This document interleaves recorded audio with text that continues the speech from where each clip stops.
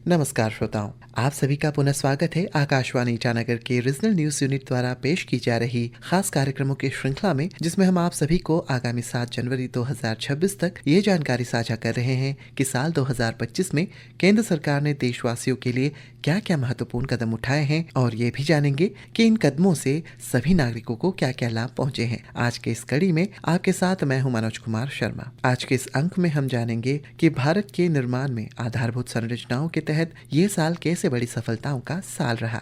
श्रोताओं, 2025 भारत की विकास यात्रा में एक अहम पड़ाव रहा। आधारभूत संरचनाओं के हर क्षेत्र में, जिनमें रेल, सड़क, एविएशन, समुद्री और डिजिटल शामिल है, इस साल भारत की विकास की महत्वाकांक्षाएं करोड़ों नागरिकों के लिए ठोस हकीकत में बदल गई है। देश के सबसे दूर दराज के इलाकों से लेकर सबसे बड़े शहरी केंद्रों तक कनेक्टिविटी बढ़ी है, दूरियां कम हुई और लोगों की उम्मीदों को स्टील, कंक्रीट और ट्रैक के जरिए जोड़ा जा रहा है। वित्त वर्ष 2025-26 में आधारभूत संरचनाओं के लिए सरकार का कैपिटल इन्वेस्टमेंट बढ़कर 11.21 लाख करोड़ रुपए हो गए हैं, जो जीडीपी का 3.1% है, जबकि 2047 तक भारत का हर 12 से 18 महीने में अपनी जीडीपी में $1 ट्रिलियन जोड़ने का अनुमान है। आधारभूत संरचना आर्थिक विकास का मल्टीप्लायर बन गए हैं, जिसके साफ नतीजे साल के अंत तक दिखने शुरू हो गए हैं। प्यारे श्रोताओं, आइए अब नजर डालते हैं आधारभूत संरचनाओं में बड़ी सफलताओं के तहत उन महत्वपूर्ण मुकामों पर जो वर्ष के अंत तक हासिल किए गए हैं। एक महत्वपूर्ण उपलब्धि के तहत इतिहास रचते हुए आखिरकार मिजोरम को भारत के राष्ट्रीय रेलवे नेटवर्क से जोड़ा गया, जो पूर्वोत्तर के लिए एक बड़ा मील का पत्थर साबित हुआ और राज्य के लोगों की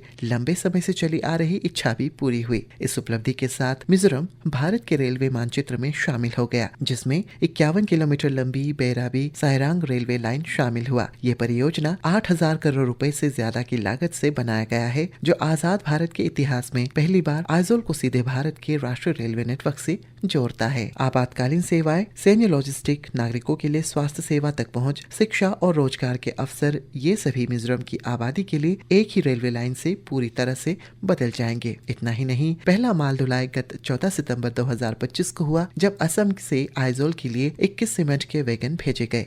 बांस, बागवानी, विशेष फसलें जैसे स्थानीय कृषि उत्पाद अब सड़क परिवहन की लागत के बिना पूरे भारत के बाजारों तक पहुंच सकते हैं। श्रोता साथियों, रेल लिंक की बात हो रही है तो अब आपको ये भी बताना चाहूंगा कि इस साल सबसे मुश्किल इलाके में जीत हासिल करते हुए दुनिया के सबसे ऊंचे रेलवे पुल का उद्घाटन भी किया गया। जी हाँ, आपने सही पहचाना, मैं बात कर रहा हूँ Udhampur Srinagar Baramulla rail link project की, जिसके तहत दुनिया के सबसे ऊंचे रेलवे पुल चीनाब ब्रिज के उद्घाटन के साथ भारत के इंजीनियरिंग आत्मविश्वास ने नई ऊंचाइयों को छुआ। इस ऐतिहासिक उपलब्धि ने कश्मीर घाटी को पूरे देश से हर मौसम में रेलवे कनेक्टिविटी के जरिए जोड़ा, जिससे एक लंबे समय से देखे जा रहे राष्ट्र लक्ष्य को हकीकत में बदल दिया गया। इसके अलावा बिहार में पहली वंदे मेट्रो का उद्घाटन भी किया गया, जिसे नमो भारत रैपिड रेल भी कहा जाता है, जो जयनगर को पटना से जोड़ता है, जिससे क्षेत्रीय कनेक्टिविटी को और बढ़ावा मिलेगा। अपनी तरह की यह पहली पूरी तरह से एयर कंडीशनड और बिना रिजर्वेशन वाली ट्रेन मौजूदा ट्रेनों से लगभग 8 घंटे की तुलना में सिर्फ 5.5 घंटे में पटना पहुंचती है। साल 2025 में भारत की इंफ्रास्ट्रक्चर की पहुंच समुद्र तक भी बढ़ गई है, जिसके तहत प्रधानमंत्री नरेंद्र मोदी ने तमिलनाडु में नए पंबन पुल का उद्घाटन किया। पंबन पुल भारत का पहला वर्टिकल लिफ्ट समुद्री पुल है और ये अपनी टेक्नोलॉजिकल तरक्की और अनोखे डिजाइन के लिए दुनिया भर में मशहूर दूसरे पुलों जैसा है, जिसमें यूनाइटेड स्टेट का गोल्डन गेट ब्रिज, लंदन का टावर ब्रिज और डेनमार्क स्वीडन का ओरेसन ब्रिज शामिल है। इसके अलावा प्रधानमंत्री ने 8,900 करोड़ रुपए के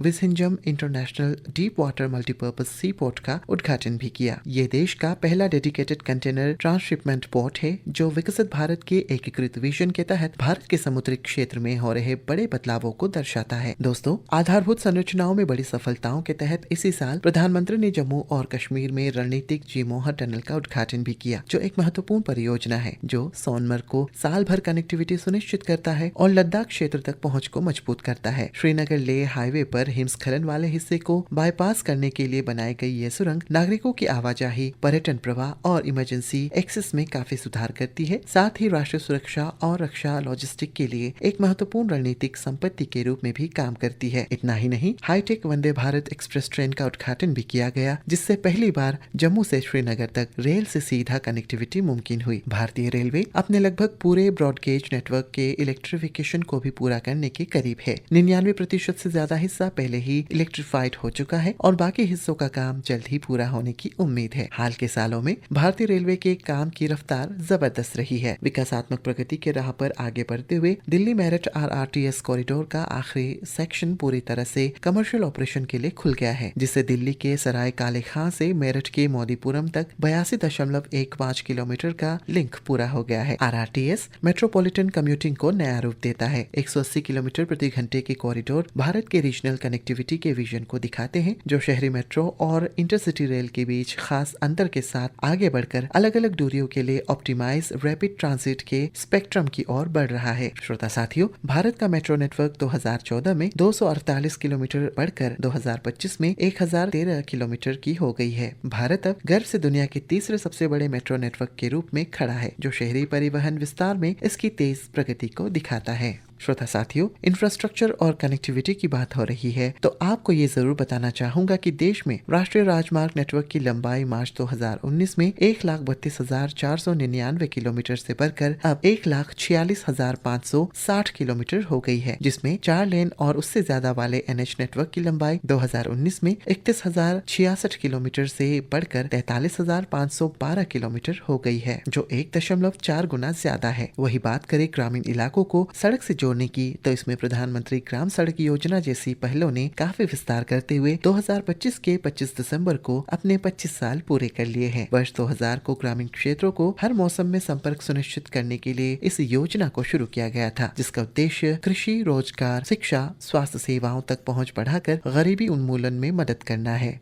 शुरुआत से लेकर अब तक पीएम ग्राम सड़क योजना के तहत 8,25,000 किलोमीटर से अधिक ग्रामीण सड़कों के निर्माण को मंजूरी दी गई है, जिसमें से 7,87,000 किलोमीटर से ज्यादा का निर्माण पूरा हो चुका है। हाल के वर्षों में इस योजना के लिए हुआ आवंटित बजट ग्रामीण सड़क संयोजकता को मजबूत करने के प्रति सरकार की गंभीरता को दर्शाता है। वित्त वर्ष 2025-26 के लिए लगभग 19,000 करोड़ रुपए आवंटित किए गए हैं। वहीं वित्त वर्ष 2024-25 से लेकर वित्त वर्ष 2028-29 के बीच 70,000 करोड़ रुपए से अधिक के बजट में करीब 62,500 किलोमीटर लंबी सड़कों का निर्माण जारी है। प्रधानमंत्री ग्राम सड़क योजना के तहत अब तक लगभग 96% ग्रामीण सड़कों का निर्माण पूरा हो चुका है, जिससे ग्रामीण क्षेत्रों तक पहुंच बेहतर हुई है तथा सबका साथ सबका विकास वाली समावेशी आर्थिक नीति में तरक्की आई है। श्रोताओं, आधारभूत संरचनाओं की बात होती है तो हवाई संपर्क कैसे पीछे रह सकता है, और इसी के तहत हाल ही में एक महत्वपूर्ण उपलब्धि के तहत नवी मुंबई इंटरनेशनल एयरपोर्ट के पहले फेज के उद्घाटन के साथ भारत की एविएशन क्षमता में एक बड़ी छलांग लगी है। इससे मुंबई के मौजूदा एयरपोर्ट पर दबाव कम हुआ, साथ ही साथ पैसेंजर और कार्गो ग्रोथ की अगली लहर के लिए भी भारत की तैयारी मजबूत हुई। अब भारत का हवाई संपर्क पहले से कहीं ज्यादा व्यस्त हो गया है। भारत दुनिया का तीसरा सबसे बड़ा डोमेस्टिक एविएशन मार्केट बन गया है। एयरपोर्ट की संख्या 2014 में 74 से बढ़कर 2025 में 163 हो गई है। वही जब भारत 2047 में आजादी के 100 साल पूरे करेगा तो सरकार का विजन है कि तब तक एयरपोर्ट्स की संख्या 350 से 400 तक बढ़ा दी जाए। साल 2025 नौसेना के इंफ्रास्ट्रक्चर के लिए भी एक अहम साल रहा। अगस्त 2025 में भारत ने 2 स्टिल्थ फ्रिगेट INS हिमगिरी और INS उदयगिरी को शामिल किया, जिसमें 75% स्वदेशी सामग्री का उपयोग हुआ है। ये पहली बार है कि 2 प्रतिष्ठित भारतीय शिपयार्ड के 2 बड़े सरफेस कॉम्बेटेंट को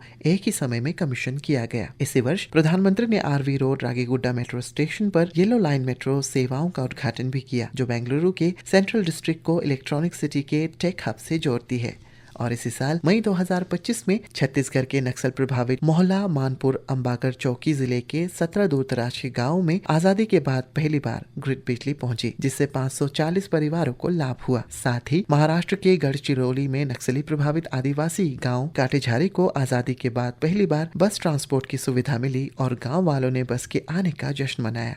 और इसी महीने यानी दिसंबर 2025 को छत्तीसगढ़ के नक्सल प्रभावित बीजापुर जिले के कोंडापल्ली गांव में आजादी के बाद पहली बार एक मोबाइल टावर लगाया गया। ये इलाका लंबे समय से बाहरी दुनिया से कटा हुआ था। श्रोताओं, उम्मीद है कि नए भारत का निर्माण 2025 आधारभूत संरचना में बड़ी सफलताओं का साल पर आधारित आज का ये अंक आपको पसंद आया होगा। आप सभी से फिर से मुलाकात होगी कार्यक्रम की अगली कड़ी में। तब तक के लिए मुझे दीजिए इजाजत। नमस्कार।